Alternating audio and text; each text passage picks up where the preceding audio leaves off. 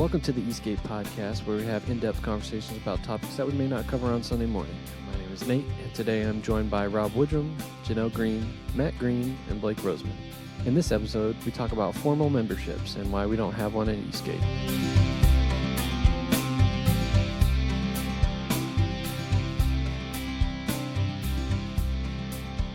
Google has Gemini, and you can talk to it and ask questions, which is really nice. But one of the coolest things, I asked it to show me a picture of an alligator on a motorcycle, and it did. And I said, now dress it in Mardi Gras colors, and it did that too.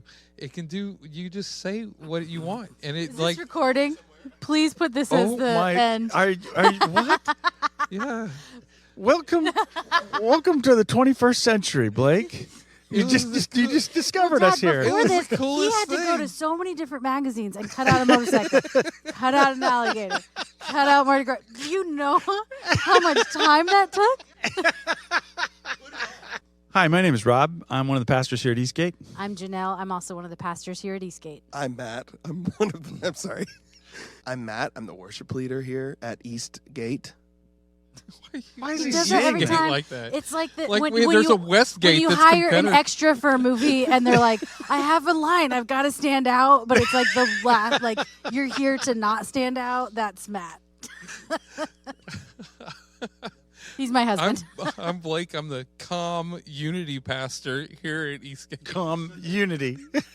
I'm Nate. I'm the student pastor here at Eastgate, Oh, boy. and also the producer. This could of take a this while. Janelle is falling apart. podcast. Janelle has a migraine now. I liked it. Nate, what are we talking about today? So I grew up in the church, and I was surprised to find out in my adulthood that churches had memberships. What's that about? So that's interesting. So you grew up then in a Church. like what you were in Calvary Chapel, right? Is that We went to a Baptist church for a while. There might have been a membership there. There I would have don't been. Definitely would have been a remember. membership. yeah? And there was Calvary before we came here. Okay. Yeah, that's interesting. So honestly, the churches that don't require membership, I would say, are probably in the minority. Well, Probably. when you look at the I bet it's growing, but yeah, I bet it is still pretty much in the minority. Yeah. on the broad scope of churches.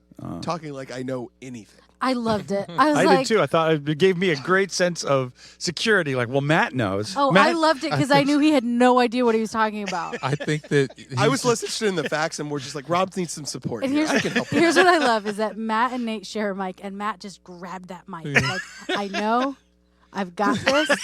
I This think is my turn. This is why I woke up early to get here to this podcast, is to share about I've stuff got this I bit of don't know. information. I think that Matt's just been married to Janelle so long. Like you've taken on the confidence, no matter whether the answer is true or not. What is that I supposed wish to Wait, this be? no, was that a meant film. I wish this exactly was what I filming meant. this. Yes, because that expression was Janelle's fantastic. slack-jawed face. I'm just like, what? I have never done that. Should we tell the Disney World story real quick? No, I was always thinking about the Luke as a 12 disciples Oh, story. man. That's Oh, my boy. greatest Oh, boy. church I failure. tried. He's not one of the 12 disciples, long story short. Okay, so All right. So sorry. Go ahead, Rob. Oh, We are very confident that it's the minority that people don't have memberships. But go ahead. okay. So, you would, if you were to take a poll of most churches across the global spectrum of churches, you would probably find the majority of them require a formal membership, and that's what we're talking about. Membership, I believe, a person. I'm a member of my family, and there's no formal membership that I had to. So membership is one thing. Formal membership is actually specifically what we're talking about, a formal church membership. There are different qualifications for becoming a member that different churches will require. Usually it involves classes that help you get to know what the church is about, what their core values are, what they want. There are pledges sometimes that you make that I will live in a way that's consistent with the values of this church. I'll donate my resources to help keep the church supported, things like that. And then you get on basically what is called the roll, the roll call of the membership. So you're considered a member, an active member in good standing of a church. Your name is listed in a formal membership. So if somebody comes and says, is so-and-so a member of your church? You can go back to your database, however you use that, and look and say, oh, yes, they're here. They've been baptized. That's a little aspect of it, too, being baptized within that particular tradition. I just Googled to see like what percentage of churches. Oh, interesting. Google will know. And I've never seen this response from Google, and I swear this is exactly what it says. I promise I'm not lying. It's impossible to tell you. well we should write to Google and tell them. We've got the answer. I'm like, excuse me, No. Google, you're supposed to tell me all of the Would things. ChatGPT know, though? It says it's impossible to pinpoint an exact percentage of churches that require formal membership. I've never had Google tell me that before. Right? Yeah, it's usually pretty confident, as you know. So any guess is a good guess, I have think. you been a member of a church before? Like, do you know? How Do you many know churches about it have you been personally? kicked out of before you started one? I have not. My experience is like Nate's. I was never. So here, this gets into the deep history of Rob, which nobody wants to hear. But my dad was a pastor, not a pastor. My dad, within the Methodist tradition, was what was called an evangelist, which meant he would travel around and host different, would speak at different events that were hosted by the Methodist Church, whether that was a camp meeting or revival that was scheduled at a church, which never made any sense to me. How do you schedule a revival? Either way. But anyway, that's what he was involved in. And this gets into the weird history of my family. I'm not exactly sure why, but my dad was traveling all the time.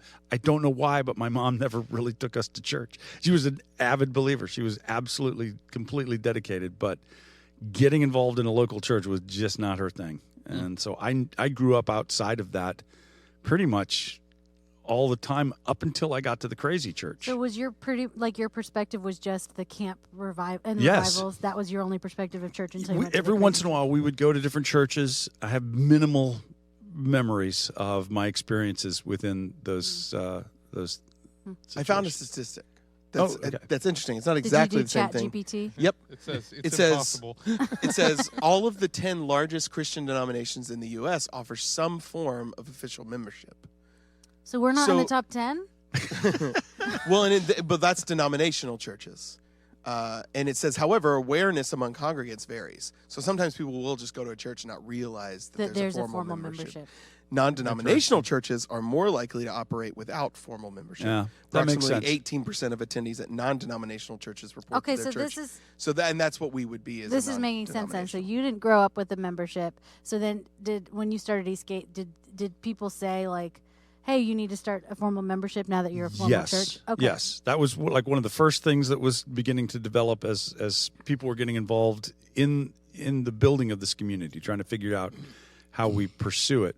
Now, in the crazy church, we didn't have a formal And- membership and because just it was a non-denominational. Clarify the crazy Well- church real quick. Oh, I'm sorry. The church that I in my formative years as a Christian, I would now identify it as a cult. It held to traditional Christian doctrines concerning the salvation and the Trinity, but it had aberrant behavioral doctrines that really set it apart. It was very leadership focused, etc., and it was a very abusive church environment, and that was my formative years. I call it the crazy church affectionately because that's where I 'Cause they were first got crazy. saved. But it was crazy. Yeah, It was but absolutely you don't need crazy. membership whenever you're in a cult. That's correct. So- Because if you leave Everybody it, you're going knows to hell. who you That's are right. and whether you belong there or not. That's right. And, So and are whether we you're a towing the cult? line. So what was If we what play was our the- cards right. What was the reason? Did you? I'm sure you thought this through. What was the reasoning you came to, as far as deciding not to have a formal membership? So the reasoning was that as it is with pretty much everything that Eastgate is about, it's that I want to know what Scripture revealed about this, and so the huge lack, that doesn't make any sense, but the glaring lack of any sort of evidence that there was any sort of formal membership ever associated with the origins of the church, to me, I just thought, well, I don't think it's a bad thing. That's what I want to make clear, that I could see some value in that. Honestly, over the years, after 30 years, I can look at it objectively and say, I get why they did a membership here. I get that makes sense now. But in terms of just if I want to stick with with what the scripture's showing, and I think that there's a lot more of an organic sense to us just gathering as a community. And Whoever wants to be here. No. yeah, if you want to be here, then you're part of us. Nate's wanted to say How something. did a membership come about? Is there like a clear history that we can follow or anything like that? You might have Matt, to pause Matt, this. you know about memberships. You were sharing earlier about how much Yeah, you know. absolutely. So around 1123 AD, there was Saint Achilles Memborius. of A member. I don't know. Type it in chat let's- GPT. Honestly, I'm we're gonna not probably have typing to it in. pause this and edit this. I should have done a little research. Well, I don't think we were expecting that profound Okay, of a I've question. Googled it. It says it's impossible to know. Google doesn't know much about Christianity. I was going to say if we're looking at the early church and how membership would have worked, it probably would have been the opposite of membership in the sense because they were being persecuted. Yeah, right. I got it. So it originated, we don't know exactly, we can't pinpoint it exactly, but it originated within the Roman Catholic Church and was part of the disciplinary standards that were being developed. What do you mean by disciplinary standards? Making sure that everybody was conforming to what it was that was representative of the Roman Catholic value system What and doctrine. is this like 300 Like- or 400? I don't know. I don't know that we would actually have I don't know that we could ever pinpoint it, but basically the idea of No, I was just. When did the Catholic Church kind of begin? I thought that wasn't it around that area of time. well, that's the whole thing. It's very difficult to like pinpoint an exact time when the Roman Catholic Church and the Eastern Orthodox Church both claim to be the very first churches or the first representations of church. The development, the Roman Catholic Church as we know it today, that was hundreds of years in I the gotcha. making. So it's not like we can look back and say, well, here's the point in which they, got a 501c3 and called themselves the Roman Well, Catholic Church. Or The something. reason why I was Oh, asking. Matt's got answers. What if you want? I mean, it's quick, and I can just real quick read it. Is that during the post-Constantinian Church, the 4th century, membership became more tied to sacramental participation. Bishops had clearer oversight of who belonged to their congregations, but membership was still more implicit. And then in the Reformation era, so 16th century, Okay. Martin makes Luther sense. and John Calvin began to emphasize the concept of a visible church composed of true believers. Reformed and Baptist traditions, especially, began formalizing membership to distinguish the church from the broader population. How interesting. And then congregational churches like the Puritans required explicit covenants That's what I was and reading. testimonies of faith.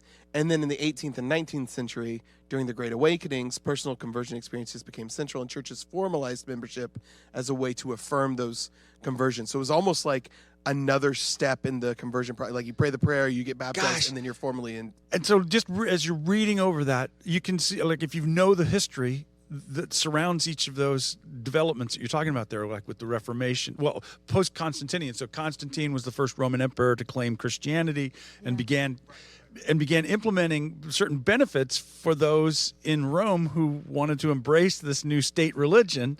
And the best way to do that is to start building a formal registry of who it is that's identified as a believer. Then you get to the Reformation and the pushback against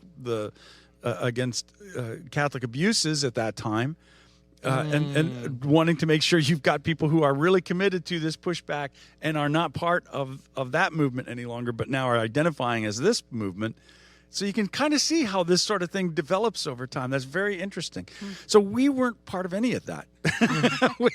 We're just a bunch of people at the beach trying to hang out and love Jesus. So you mentioned that you don't think that memberships are a bad thing. What are the good aspects about memberships? I think a good aspect is that of being able to keep track of who it is that you are fellowshipping with. Right. And I would say that's one of probably our biggest Yeah.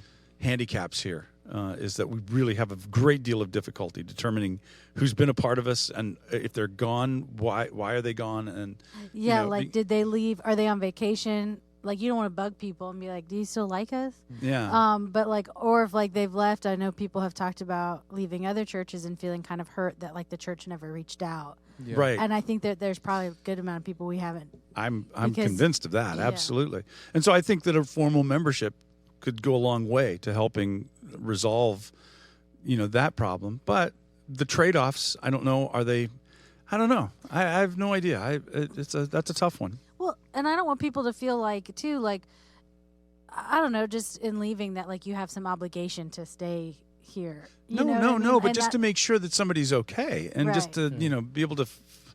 Yeah, follow up honestly, with people. would this be the first podcast where we like actively change something about Eastgate?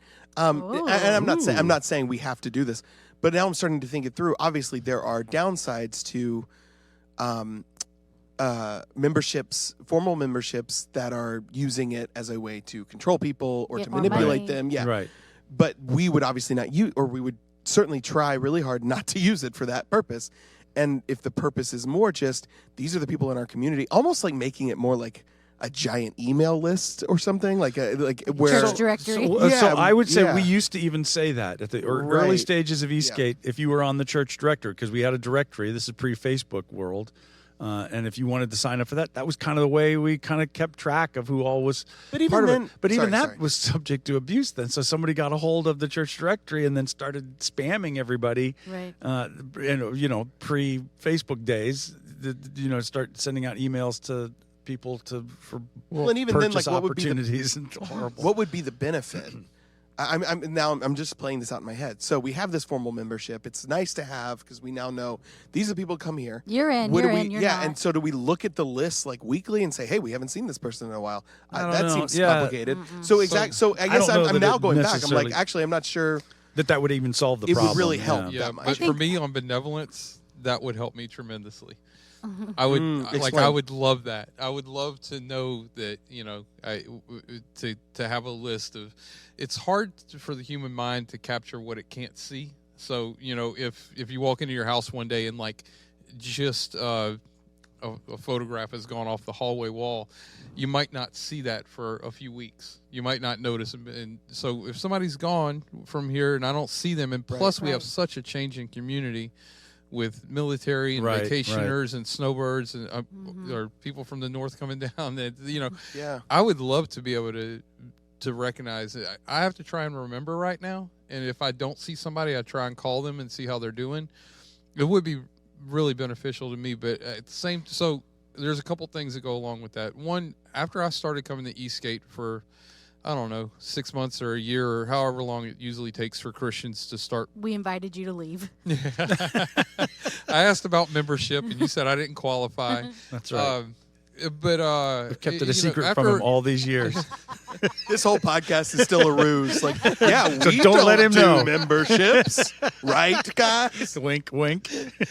So at some point in your early Christianity, something bad, the first bad thing happens, and then you kind of become disenfranchised, and you're like, oh, I don't know if I how much I hold to this or whatever. Anyway, that had happened to me, and Rob actually uncomfortably called me after I think 3 weeks or a month. I didn't show up to Eastgate, and it was cool. It set the example for me for benevolence. But you had said he was like, yeah, hey Blake, I just wanted to call and see how you were doing, and I was like, yeah, I hadn't been over there in a while, and da-da-da, and I gave some excuse or whatever, and you're like, no, that's not what I'm calling. I was like genuinely calling just to make sure that you were okay, because I hadn't seen you. There's no obligation to be at no memory Eastgate. of this. Yeah, well, you have no obligation to be at Eastgate or anything like that. I just wanted to call because I wanted to see how you were doing. Well, that propelled me into wanting to come back to East, showing up to Eastgate again. So this is all Rob's fault. As it usually is. I mean, I guess. Well, now I guess I just feel like my dad never makes phone calls, so I'm just wondering, did you dress up like my dad and pretend that he called you? The Cajun 'Cause reading that guy. feels a little more believable to me. I mean, that's a cool story though. Like that's such a and at that time, well, maybe not. But I'm thinking like as Eastgate is bigger and people come and go so often, yeah, we just miss That's the them part. So leaving. that there was about 40, 50 people hanging out at Right. that time. So when somebody's absent or you're not, it was It's a lot clear. easier. Yeah, that to, was a to long time. Okay, recognize. I have thoughts. First of all, Blake, when you were talking about that, it makes me think of how when I'm trying to get rid of stuff in my house, I'll load it all up into a big black giant garbage bag, and I'll tell my family, if you tell me I don't what's like where missing, this is going. if you tell me what's missing, you can have it back. Oh, And they never know what's missing, and they've never gotten anything back.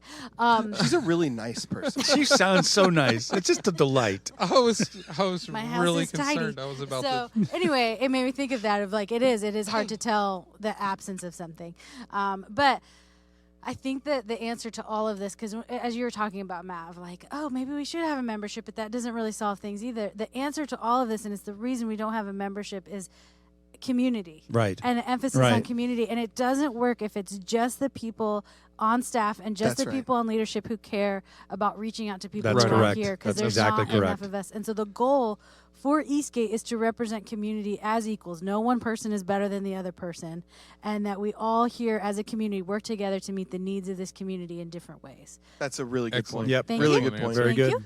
Because I do think we sometimes, as people in leadership on staff or board or whatever, is we think like, oh, I need to fix this problem, and the way to fix it is I need to take over and take the reins. And this is such a good reminder of like, no, we actually don't even Yeah. feel that way, really. Like we actually don't agree with that mindset at all. Right. That's almost like giving it up to God to do the work. Whatever. Don't like Whatever that. you say. Somebody's always going to get religious on us. We're sick of it. Poor Nate. But I know. Edit that out. Act like we Edit didn't it to say where it. we look nice. Yeah, Nate. Would we you? look like because we delight. keep looking mean to Blake, especially, and I feel like that's kind of on you as a producer.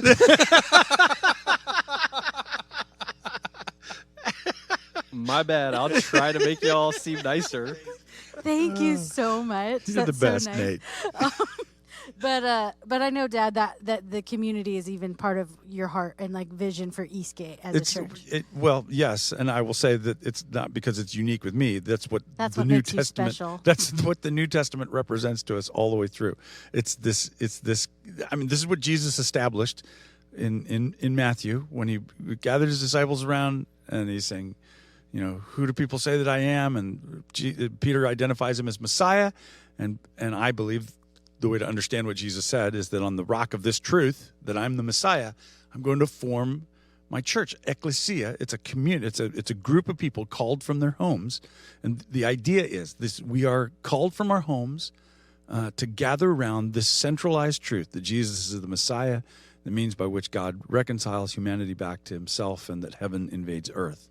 And that's the whole idea. So you build a community around that truth. And you'd think, well, shoot, there's so many other things going on in the world. How can you just build a community around that truth? But I'm telling you, that truth is the truth that begins to affect every aspect of communal life. And It's the rock. It's a good foundation. Exactly, yeah. And so, I think I was just thinking. I think if anything, this conversation has really helped sort of prove the point that this is, if I'm hearing you correct, Rob, that this wasn't like some sort of big moral stance. I think we have No. made some. You've made like even we did a podcast on tithing, and there was sort of like, no, we actually have some theological reason for why Yes. we don't do this. This one's a little more like we just don't see it. If churches, churches with smarter people and better, people who Better can run organized. organizations, they might figure out exactly how you can use a membership to help their community. yeah. Yeah. We haven't figured that out, and so we just don't see a purpose in it, and so we just don't do it for that reason. So what is our membership idea then? If somebody were to come to us and ask or say, like, I really like Eastgate. I mean, we haven't That's heard that never before, happened before. but it could happen. It could happen. And if it does, if Yeah. somebody's At like, my I party. really want to be a member of this church, we just tell them that, sorry, you can't. At my church in Jacksonville, which was a similar situation, they didn't have a membership. They would be asked that question, and they would always say, "How do I become a member?" And he said, "Come back next week." Yeah. And that was the answer. Is like you come in. The joke was, if you come twice, you're a member. And that's similar to what I've said to people over the years. If you feel like this is where you belong, if you have a sense of belonging here, if you feel that you can, agree with what we're pursuing, doesn't mean you have to agree with everything, but just the overall thing of what it is that we're pursuing here. and you want to just keep hanging out with us, well, that's it. That's the membership. That's being a part of the community. Now, to expand from that, one of the things about being here, we do have kind of a not set but volunteer kind of rule in the sense is if you want to volunteer, we ask that you just sit for a while. Yeah, that actually used to be a hard and fast rule. We've in conversation we've kind of softened that to make sure that we accommodate everybody's, because some people may be in a position where that's like the most important thing for them to be able to do at that moment. And if we've got some hardened policy, then we're not going to be able to accommodate people. So just to clarify, he's talking about. Yeah, go ahead, Rob. So the concept was come here and hang out for like 6 months at least. Get to know us. Don't feel obligated to jump in and have to do something. And I've had multiple people who came from different environments tell them how healing that was for them to not feel under obligation, to be able to actually take the time that you need. 6 months is a good amount of time that you can kind of look at it and make a determination. These people are weirdos and I got to get out of here, or these people are weirdos and I'm choosing to stay. But I'm going to be weird too. Yeah, it gives people an opportunity to get to know the community and just participate. You're right, And obviously yeah. there's a season for participating through service as well. Yes. I think that the hard and fast rule, I think that the heart behind it is a good one, and I think it's something we probably still stick to a little We bit. do. We try As to. a person who leads the worship team, I will have people who their first or second week, they're like, hey, I played this instrument. And while I don't say you cannot play for another 6 months, I sort of in my head think, well, let's find ways to get you involved in other, or like, let me introduce you to some small group leaders, and maybe you should come and just jam with us on a Wednesday night when it's not, an official Sunday morning or something. And then that automatically sort of sets up a time for them to, because we can't set it up for the next week. It comes weeks later. So they're coming regularly, and they start to see but then there are people who get really involved quickly, and they don't just come on Sundays. They come to every extra event. Yeah. They come to small groups. They're showing up to volunteer even when we don't ask them. And those people, it would be weird to say it would you have be to terrible. wait 6 months. I think that would be, we wouldn't, and that's Right. what we had to realize is that, hey, you do your best, and it seemed like a good policy, but we made that mistake and realized, okay, we can't do that. We can't, hedge somebody out of this simply because we've got a policy here, because every individual is going to be different. And Well, Right.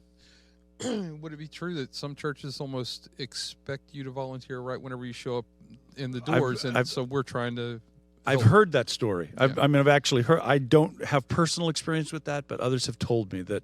Like one person talked about the very first day that they showed up at a church, a person walked up to him with a clipboard, said, "Okay, when do I put you down for kids ministry and stuff?" And it was kind of like, "Well, where's the bathrooms here?" It's like, I don't even know anything about the place, and I'm expected. So that made it feel as though participation in that church was transactional. Like I get to do I get to be here, but I have to, which community requires involvement, and so I don't want to minimize that, but to lead with that does feel a little Well, and in a consumer culture, transactional is very much, I think, our comfort zone with all of those things. Yeah. And we're trying to bring something different. And I do have such a strong desire to promote community here at Eastgate. And not that that's what makes me special. I know we all have that desire and wanting to communicate the heart behind that. When we've talked about needing volunteers for Kidsgate and wanting to communicate this is not my burden as a leader here at the church, and this is not my burden as a parent. This is the community's burden Right. to help meet the needs of these kids. And one thing I'm so thankful for is the way that community shows up for small groups, because it is so many different areas for people to contribute and participate. Right. And whether it's bringing dinner, whether it's bringing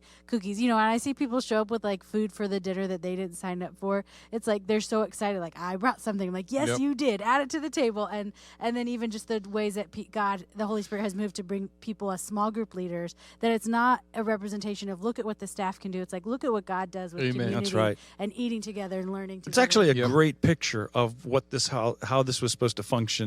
A church is supposed to function. Just what you described there is exactly what I believe Paul is talking about in 1 Corinthians 10 through 12, is the whole idea of you bring something to this. You know, you may not have signed up. It may not have been a formal expectation, but you're bringing something good into this, and we can all celebrate it, and we're all part of it. There's and a we space all, for everyone. That's right. That's Yeah. right. Gosh, that's great. Okay, so I want to pivot a little bit. If Eastgate were to require a formal membership, I think it could be fun to like brainstorm what we could do, because I think like an obstacle course would be really fun. We used to Wow. say that you had to give me a piggyback ride. We could hide more bookmarks around. You could be a member when you find the membership form. It's hidden somewhere in the We building. have like a membership Gosh, we of should like just 10 do that. people by the end of the year. Well, you're a small church. I was like, yeah, I mean, yeah, but you know. They worked really hard. So knowing you, I actually thought that really you were picky. being serious. Like, what kind of gift basket can we make for Well, that's what I was thinking. A reward could be cotton candy. Oh boy, here we the go. cotton People candy? don't do you- understand why Janelle's do you obsession hate with cotton cotton We don't candy? hate cotton candy. We It's just nobody it's can love it as much as you. But we can't Move on. leverage that into everything that we do around here. You want to like baptize people in cotton candy. Okay. I think I guess it's just I don't know. It's an interesting topic of discussion because I certainly know of people who I consider to be members of Eastgate, Yeah. and I'm sure there are people who consider themselves to be members of Eastgate, Mhm. and it just sort of happened naturally. Here's what's interesting too, and this would be true if we had a formal membership or not. I would say the number of people who identify themselves as members of Eastgate is probably far greater than what we could fit in this room. 100%. If everybody were to show up. People. So I wonder if part of the reason this was brought up is because I had a conversation with some people about churches and membership, and I had said that we didn't have a membership, and these were people in church, and they were really surprised by that. And I remember thinking, I didn't think anything of it because I grew up in churches that didn't have membership, so it was like, oh, I guess that's. Yeah, because you my were thing. Vineyard. You grew up I was Vineyard. a Vineyard guy, Yeah. so it was. And then we went to a Methodist church for a little while. I don't think we ever became official members of that, but we just went.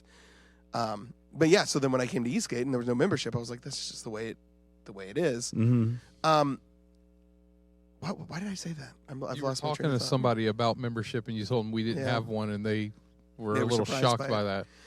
That's Yeah, a I don't- really I cool was story. coming Thank to, you. I was coming to a point there, but it's gone. I don't remember what it was now. Edit that out, Nate. ADHD is gone. No, leave it in. You might want all have my to take. flaws. You might have to take some of his previous podcasts and like splice words together to where it made a point. And then I went to the. So hate it here. what we've resolved here is nothing. No. More cotton candy. We need more cotton So candy. the point is that memberships are not evil. There's no problem. There's nobody should ever have a moral problem with a membership or even deep doctrinal problem because it's not there. It's Well- not. It's Not just anything. it's not anything. But it could be useful.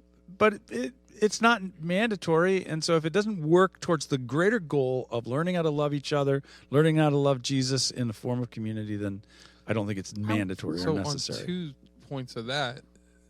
Oh, I'm sorry. So, does the kingdom of heaven have a formal membership? Oh, gosh. Oh. It does. Is that why you said that? That's amazing. Everybody whose name is not written in the book of life.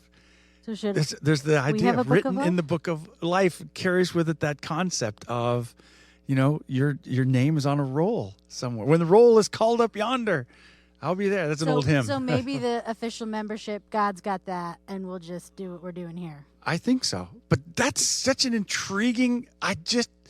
That's an intriguing epiphany. I thought you were going to say, I just thought of that. And I'm like, I Nate just thought came of up that. with it. I just came up with a question. It was Came so up with good. this great idea. I'm so inspired by myself. How else can I inspire myself? What do you got, Nate? I mean, you're taking all his money. I was right. about to say you're already thinking. We make jokes all the It's always- time about Rob taking the youth budget for different random things. So now he's just taking his But theological that's a points joke. too. He doesn't do that. Not often. I did it one time. But not for his Never on purpose. To clarify, this isn't like for his own personal bank No. account. There was a family in crisis that needed finances to be able to get to take care of their son, and we didn't have the money, but we had it in Nate's budget. The family in crisis was his own, and his son just needed some beer. I don't know why we're pretending. So I was I had gonna I had extra money in my budget, and I offered that. But then there was the other thing. Where Wait, we had I money never coming. heard this shush, part. we had money coming Yeah, into I the thought- youth. Oh, and you cut oh. that off. You said, and I quote, "He has plenty. Don't give him more." Don't give him. It's not what I said. It is such a lie. I did not. I felt. Oh, I think we're officially Can off we topic. not- yeah, can we Let's not go. air Blake, this you had all like out a real publicly? thing, I think. What was I'm Blake embarrassed saying? by nothing this. compared to what just and happened. look, I will say this publicly. I'm so sorry. I don't know what I was thinking. I don't know why. I don't know why I did that like that, and I I apologize to watched you. I'm it very happen. sorry. It was very entertaining for me, so I wouldn't change a thing. But I do want to say maybe people in Eastgate listening to this podcast, or just anybody listening to this podcast, and they want to send membership ideas to our email. You know, like I said, obstacle course. I think that would be fun. Dad, there was a piggyback talk, ride. but maybe karaoke night, something like that, to be a part of the church. I think that could be fun to hear different ideas. I don't care for any of that. Okay. Nate's. I've got an idea. How about we just show up to church? There's no cotton candy in that plan. There's sometimes Sometimes there is. Ooh. Sometimes Oh, I when was you thinking about the formal membership with like if there's a formal membership in heaven and we aren't doing I was thinking about how isn't that sort of fit into sort of like judge not unless you be judged. Like that's not we are not the judges of who's a formal member of the kingdom, obviously. And so I got it. At the end of Malachi, is it 3:4? Then those that feared the Lord spoke often one with another, and the Lord heard it, and a book of remembrance was made of it. So how about that? There it is. Those that fear the Lord, those that are into this, are going to gather together, communicate, meditate on His Word, talk about it, sing about it, pray about it, and that is how the formal I love thing that. works I like that a lot. in the divine realm. I think we A should book genuinely- of remembrance was made of it. I just Consider using that as like something we post on the website and stuff. Like for like FAQs. Yeah. I like that a lot. okay. And if we could implement cotton candy into it, Janelle would like it too. I think that's really smart, Blake. Good job. What did you pay him?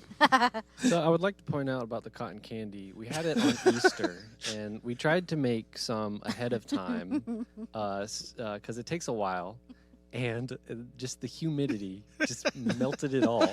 So we had cones that were sticky. Sticky cones. That's what I was thinking about whenever somebody said about baptizing people in cotton candy. I was just thinking. But like, I know thinking Janelle is the one really interested in cotton candy. I assume she's the one making the cotton candy. every I time. actually don't even eat it. What are we doing? What? Fascinating. It's fun. Everybody loves cotton candy. Except for you. Let's Well, but move I like on. seeing it enjoyed by others. Oh, If you, the listener, have any questions or if there's something you want to learn more about, you can send us an email at egcfpodcast@gmail.com. Thank you so much for listening.